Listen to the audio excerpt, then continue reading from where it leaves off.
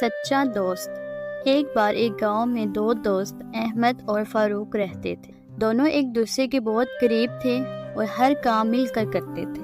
ایک دن دونوں نے فیصلہ کیا کہ وہ جنگل کی سیر کے لیے جائیں گے۔ جنگل میں چلتے ہوئے اچانک ان کے سامنے ایک بڑا ریچھ آ گیا۔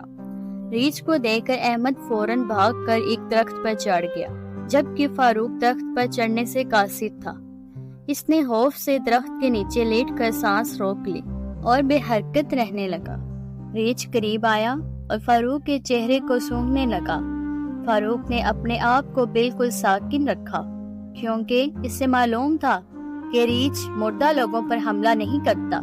کچھ دیر بعد ریچھ وہاں سے چلا گیا۔